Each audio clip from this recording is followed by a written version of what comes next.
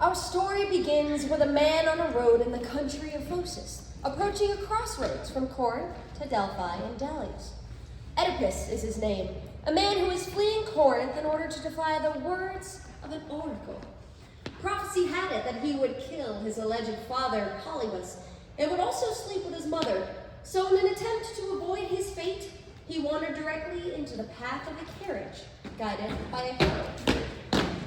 Neither the herald nor Oedipus yielded the road to the other, until finally Oedipus was forcefully run off of the path after receiving a strike from the old man within the carriage.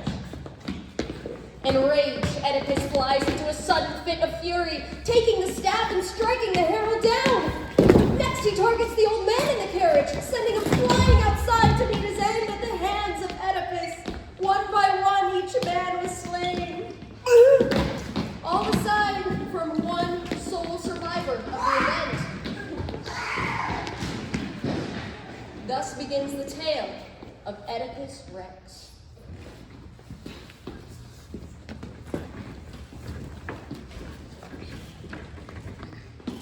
Soon after the events on the road, it is announced that the king has died. Oedipus soon takes over in his place, marrying the queen. But his newfound position does not hold its joy for long, as a plague sweeps across his nation. The plague set by Apollo in demand of justice for the late king Laius. Determined to protect his people, Oedipus takes on the role of detective, seeking to uncover the mysterious murder in order to prevent the plague. Sir Teresius, above all men, I am sure, ranks as here next to Phoebes, of him we might inquire and I sent twice over, and for some time now, 'tis strange he's not here. Here they come, bringing the godlike cheer, the only man who has in him the tongue that cannot.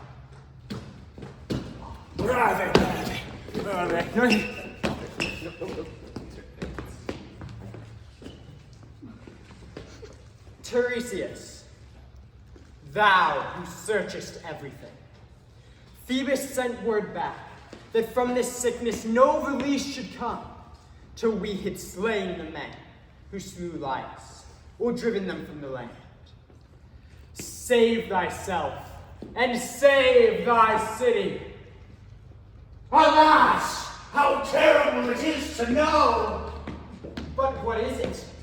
I will not bring remorse upon myself and upon you. Vain, I will not tell you. Speak. I say that you are Laius' murderer, he whom you speak. Oedipus fiercely defends himself, insinuating that the idea of him committing the murder was preposterous. After all, it was stated that the king was murdered by a band of robbers, and Oedipus was just one man.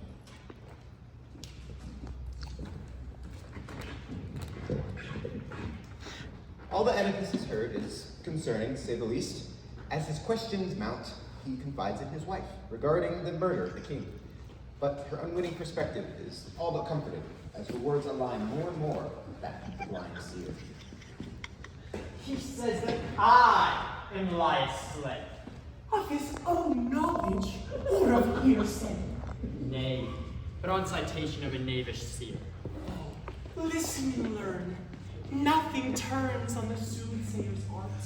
To Laius once there came an oracle that said he would befall that he should die by a son's death, whom he should have by me. Him robbers abroad have murdered, at a place where 3 roads meet, while from our son's birth not 3 days went by before he cast him out on a pathless moor. And so Apollo did not bring about that he should be his father's murderer. What perturbation and perplexity! What stress of trouble is in you? I thought I heard you say that Laius was slain where 3 roads meet. Yes, so the rumor ran. Where might be the spot where this befell? Phocis, the land is named. And what time has passed since then? Just before you were ruler of the land, the tidings reached the city. I am sore afraid the prophet was not blind. Was he going poorly attended?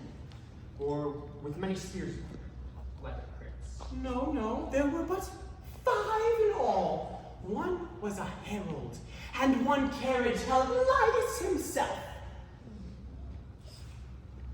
Oh, it is all plain. Who is it told this tale to you?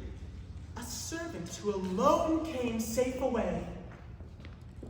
Could we have him back quickly? I don't see why not. Swiftly and with great anticipation, Oedipus orders the messenger to fetch the old man whom the two had been speaking of. Maybe he could reveal the truth.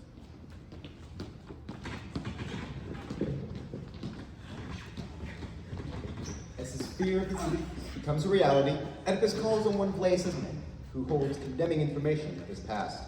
Perhaps this old shepherd can shed some light on the predicament. I think I see that herdsman, Senator, we've long been waiting. Why, to be sure, I recognize him, for he is a man especially as any Lysis ever had about his past. You I ask me first. The Corinthian stranger. Do you speak of him? Yes, him you see.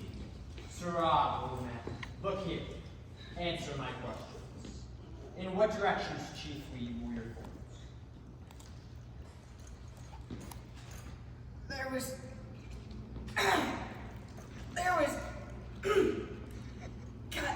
Kytheron and a bit nearby. This fellow here present. Did you ever meet with him?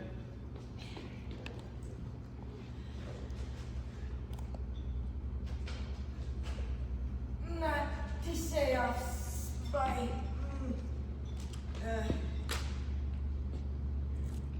Memory. And that's no wonder, sir. But beyond doubt, I will remind him. Though he has forgotten, I am quite sure he knows. Once upon a time, I was his neighbor. 3 whole half years ago. You speak the truth. But that was long ago. 3 whole half years. Well, come say now, don't you mind if you gave me a baby boy to bring up on my own? What do you mean? Why do you ask me? Did you give him that boy, he asks. I gave it to him. Where did you get it? At home or from some other? It was not mine. Another gave it to me. Which of these citizens?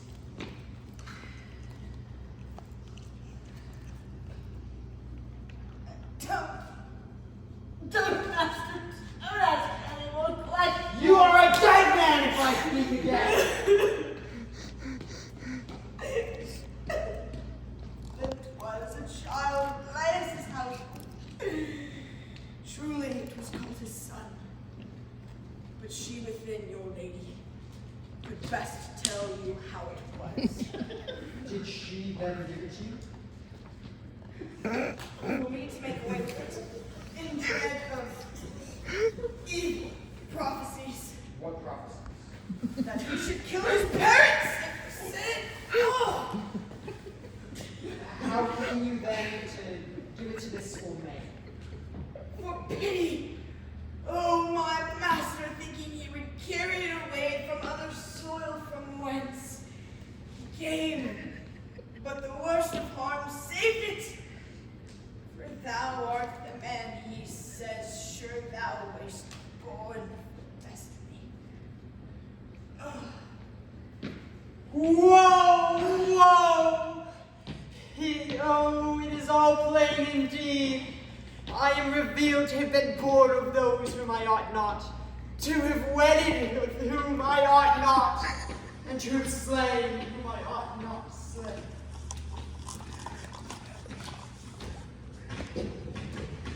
Driven to near madness, the revelation of his sins, Oedipus swiftly told his ignorant wife, mother, of the matter.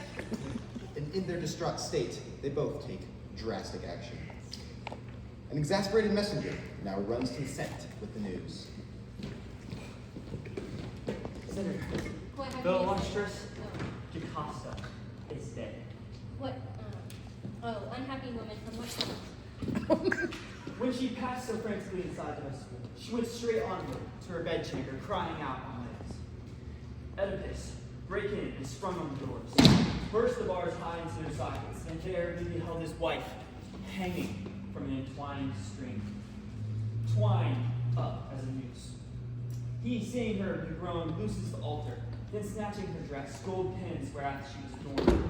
He lifted them once, but not once, but twice, and many times, and raised his own hand and stabbed out his own eyes. As he tried to quarter down his face in a dark shadow of gore. These are ills that come twofold souls and burst forth at once. The former whose need happiness, indeed was happiness before, but at this hour, shame, lamentation, death, all of that in the name of evil, knots away.